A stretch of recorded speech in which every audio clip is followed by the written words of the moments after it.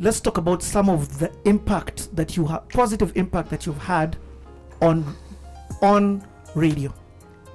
Understanding your platform. Okay, yes, I think that is something I'm very open to. I'm never really sure how to handle, oh, you're famous. Sounds like noise. Impact. You live life forward, but you connect the dots backwards. There was not a female morning host like me. And I still think there has been none like me. But my voice gave voice. It gave voice to Masawe, Adele. Because I am, they are. Nobody thinks that you cannot give that. All of them. Nobody thinks you cannot give this job to a young girl, a young female. Because, and I always say, I stand on the shoulders also of Martha Karua and Joaquin Ndongo and Wangare Maathai and Charity Ngilu. They were my forerunners. They're the ones who went through the jungle and they got vilified for using their voices so that my voice can rise. And then my voice rose and then Adele took it. And Adele's voice rises so that another young lady has a voice. This young girl who's got a YouTube channel. What's her name? I don't know, but I know she like interviews everybody who's important, but she looks like literally I could carry her in my handbag. She's tiny. But all of them are because I was given a chance. But I got my chutzpah from the Charity Ngilus, from all those women who had a voice, tried really hard. I mean, I always say this, and Zipporah Kiton. I mean, like, no, come here. You know, and because they were, I am, and because I am, others will come, and because others are, they will be. So that for me is the impact. Post the election violence, man, I could not live. I don't know whether I've ever told you. I think I suffered traumatically and I had my own post-traumatic syndrome for a while. And that's why I couldn't do another election. I couldn't do 2017. I could not be on air. There's many reasons I came off air, but I also knew I could not do another election. Because I was still dealing with 2007. I was dealing with the fact that Ramanyang, me, Radul, Walter, I mean, it was 12 to 14 hour shifts, you know. But at that time, in that moment, I mean, we were ragtag. It was 5 people. It was Benamal, it was Rama, it was Radul, it was me, it was Walter. And we're there. And I remember at some point, Kaleche would come to the office and say, I can cut ads. I know how to work the system. And I'm like, let's go. That's when we put together Caravan of Hope to be able to just send food and stuff all the way to Burnt Forest. I remember working with Kenya Red Cross and we could not get through, because in LD the boys had dug trenches across the road, so our Red Cross vehicles couldn't go across, but eventually they let them go through. Going into the stadiums with Caradol and Roy and literally bringing football back, you know. I mean, did we think it would be? No, but were we going to do it until, Yes. I mean, now I can't get into a stadium, I can't lie. I gave up at some point, you know. That was important. I know there's a picture of myself and Radul marching, you know, through the streets. And we've got black tape across our mouths because we're being gagged as media. And we're protesting that. So you always do what you can in the space you are. And you don't do it for yourself. You do it because you understand that there is going to be a ripple effect. Yep. Okay? And you do the job because you understand over time, you understand the power of what you do. I remember Phil used to say having an audience is a privilege. You know, people have other things to do in the morning, but they choose to wake up and turn you on. It's a privilege. And it's very important how you use that. I've always said, you know, and the lessons learned, you know, telling me I've got politicians, what. I remember when I started talking about sanitary towels 300 years ago. First and foremost, the horror. Why is she talking about menstruation in the morning? I mean, and I'm like, really, guys? This many years since I did the first Always commercial, you're gonna give me a hard time? And remember, for me, as a private school brat, it's the first time I was hearing that girls don't have. Yep. Where was I supposed to know they don't have from? Where? I didn't go to boarding school. And then I get met by people who stop me in supermarkets and say, we don't talk about these things on radio. And you know, I am not the one you tell that to. Yeah, because now I'm on. I am not the one. I know. I'm like, okay, you opened up Pandora's box. Completely. And I remember, even as we were getting donations, the first time, Joaquin Ndongo then was a nominated member of parliament. And she kind of runs into me at the village market and she says, what is this thing you're doing? It sounds interesting, but what are you doing exactly? I said, girls don't have, I said, I get that. What is the problem? They don't have sanitary towels. No, sweetie. What's the problem? They can't afford them. Okay, leave it with me. And let me tell you, I always say, when I grow up, I either want to be Gina Din or Jockey. you know? Yeah. And she says, leave it with me. And kind of like, and you know, you think you're never going to see her again? She kind of calls me back a week later and says, oh, I know what your problem is. It's the VAT. I'm like, huh? She says, yeah. In Treasury, you're ranked under luxury goods. Yeah. You're ranked, yes. Sundry towels are ranked with Mercedes-Benz, cigars, and cognac. Have I never told you this story? No. Oh my God, I think Jockey tells it as well. And I was like, what? She said, yeah. So what we have to do is take out the VAT. So here's the thing I always tell people. I love what Janet Bogwe is doing.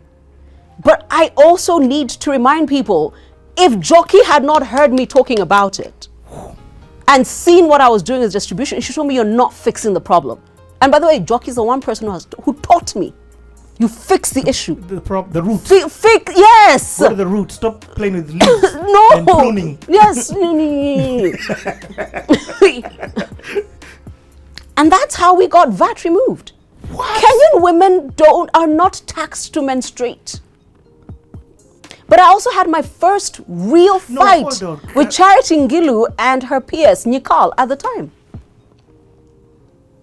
That was Jockey and me. Listen, this is why we have media. This is, when I called you here, I'm like, every question that I ask, the reason why I try and interfere and all this thing, because I'm conscious that there's people who are not born. Who have no clue. Who are not born, who are going Actually, to they were not born. Even I say my core audience of CT is not yet born. You're right. So, in years when they need to understand the where we came from, yes. So, but you have used this to bring true change. Like, that's fixing policy. That's the power of media. But no, that's the power of understanding what your legislator is there for. Okay? Yeah. Your sexual offences bill as it exists today was moved by a woman who was a nominated member of parliament. She had no votes. None. She didn't have to do anything. She would have collected a salary and gone home. What were you going to do? Not elect her again? She was never elected. Yeah. But she made sure she legislated something. It's powerful. You know? But you brought it up. I have to say, you used media. She came to you and said, what is this thing you're doing? Because you brought up the conversation. Yes. So if you hadn't... Yes, because she heard it and she was like, what are you doing? But remember, from her days from theater, from activism, her legal brain churned. And then her legislative brain churned. And she was like, come here. Your issue is the VAT. That's the problem. But today we have sanitary towels at 50 shillings. Not because I necessarily started the conversation, because Jockey heard it and told me, this thing you're doing. She was not saying that donations are bad. She was like, fix the issue. I'm like, Caroline, you chose a topic that wasn't talked about. You found a problem. Yes. And in your capacity, in your way, brought it on. And she picked it and she said, fix the problem. So, and the reason why I keep going back to this is because there are very many people with platforms who are not bringing on issues. They're bringing on my bling and my cars and... Yes, but also being myopic. Okay? And this is something that really upsets me. I hear you when you complain that food prices are too high. But let's just go back towards the end of 2021. Insurance was supposed to go up. Yes. What did we do? We went to court. It's exactly true. We fix it. We don't tweet about it. We fix it. When fuel prices were supposed to go up a couple of years ago, we filed a case. Kwanza, not even Nairobi. I think it was filed in Webuye. Yes. Somewhere. Yep. What do you think Omtata does? He says, what's the problem? Now let's fix it. So you must go to the Facebook page of your legislator, paid for every day by your pay coins and say, fix this. The next time you go to Parliament, you stand on the floor of the House and you discuss food prices. Because nothing will happen unless you do. Nothing. Let me say this again. Unless there's a sale at Nevers, and it will be temporary. Nothing will happen unless you legislate. Yeah. But you elected a legislator, and you want to whine on my page. You did not vote for me. I don't remember seeing myself on a ballot. No. No. And Jock, he consistently has taught me that. I remember once that was done, and Raila was Prime Minister. I'm going to tell you a fantastic story about Raila. Brings it on, brings it. Raila's Prime Minister, and Jockey tells me, what are you doing with our thing? I'm like, what? I thought I'd finished my job. See, VAT was gone. I mean, things that used to be like 100 bob were 50. Yeah. She told me, no, my dear, there's still work to be done. Remember you had asked. So when Charity Ngilu was the cabinet minister in the Ministry of Health, I wrote to her and asked her whether a part of budget could be allocated towards providing sanitary towels. For free. Yes. Because if from the health ministry it can be done, and probably from the education ministry it can be done, it can actually happen. Nikal wrote to me, and Nikal told me that all their money was in HIV/AIDS prevention. I was young and volatile, so I wrote back and I told them that sex is elective and menstruation is mandatory. They are being ridiculous if they both think that they cannot allocate money to this issue. But it is. Intercourse is elective. You choose. You choose. Menstruation is mandatory. How are you telling me that your money is only on? But apparently it's not a tear-jerker issue. Okay? So Raila is Prime Minister. And Jockey kind of prods me and says, what have you done? And remember, because by now we had promulgated our constitution, the budgeting process was now something we could all get involved in. But I don't, by the way, let me tell you something. I don't tweet. Me, I work. So I needed Raila to know. So I called Isahakia. Hi, Isahakia. And I said, I'd like to see him. But I couldn't see him for some reason. And then like 3 months later, I'm driving home and I hear Susan Kiprono doing the news. And she says the Prime Minister has asked that a certain portion, and has asked the Ministry of Education to allocate budget towards the provision of sanitary towels. I was like, that's my thing. He heard me? Because I didn't think he had heard me. So I called Isahaki again. I'm like, I need to see him. He told me, chick, hey, he has cabinet tomorrow. So I was like, okay. And I go off for a meeting at Coca-Cola. And I leave my cell phone in the car. And Isahaki is looking for me to go and see Raila. So eventually, I think it is Rachel from my office who calls, and Coke finds out, and they check you are being looked for. I'm like, why? Apparently the Prime Minister will see you. Okay.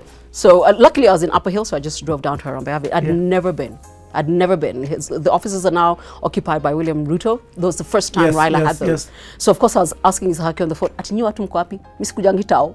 Which is true. I don't go to town. He's laughing. He's like, just come. We'll help you park. Come. Opposite of the. Oh yeah, he was like right opposite. I was like, sour. So obviously by the time I get to Harambee, I'm like, oh, the new building. It looks nice. I see you. Oh, I see you. And I get in there and I was like, I need 10 minutes. So I asked Raila, I mean, you did it, but did you get it? He said, yes, of course I got it. And he said, years ago, when he was in school, there's a girl he really liked in primary school, but she disappeared at some point. And he says, years later, he once mentioned her to Ida. And Ida said, oh, she must have started menstruating. That's why she left school. But remember, Ida was a teacher. Yeah. So Ida knew. Yeah, it was like the reason that girl probably disappeared from school is because she started menstruating. And Raila said he's never forgotten that. So it's not like he didn't hear me. He heard me. It's just, it was when he was going to do it. You work with a decision maker. And let's just so that people may know, there is a budget till today. That goes to rural schools. Exactly. And primary schools for that matter. It's there. The budgeting process is not open to all of us. Oh. So, some of the things that really upset me is we refuse to be educated. We refuse to be proactive in the right way about the things that we need to do. It's a huge payroll. And I always say this payroll is too big. I'm a Kenyan. You are employing 300 plus legislators. What are they doing? But you haven't also given them something to legislate. If you believe that given the circumstances we're all in, look at COVID. We're in 2020. Yep. It is clear something's wrong. But we don't have the kind of money to keep business open, do total lockdowns. What does Cabinet and the President do? They reduce VAT and they reduce our pay. Yep. But the President can say it, but what happens? Parliament must convene and pass it. Yep. And then KRA can, because KRA tells you it is the law. Yep. If it is not the law, sorry, can't be done. Sorry, can't be done. It cannot be done.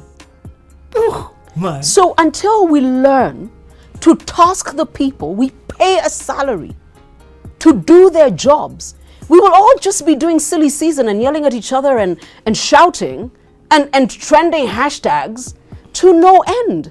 Trend the hashtag by all means, but task a member of parliament to do it. Look for somebody this is their maiden term, looking to make an impact. Help them write that thing. Do you know how many lawyers will sit down and help you put together a bill? Yep. And look for KJ. Tell him to move that thing on the floor of the house. He'll be like, yes. Because it also makes him look good. I mean, let's also stop being stupid, huh? Yeah, I mean, if you no longer believe in Santa, can we carry on with life? Say what you want about Eric Omondi, but he's going about it. And that's why. Through the legislative exactly. Way. Actually, I was going to tell you, why does Boniface Mwangi go to Parliament? Why does he get arrested outside Parliament? Because that's the person mandated to fix the problem. I love it. Why does Eric Omondi go to Parliament? Those are the people mandated to fix the problem, not anybody else. Yep. You want action? Target Parliament, not your MCA. You all clearly do not know their job. Not your woman's rep, the legislator. The who? The legislator.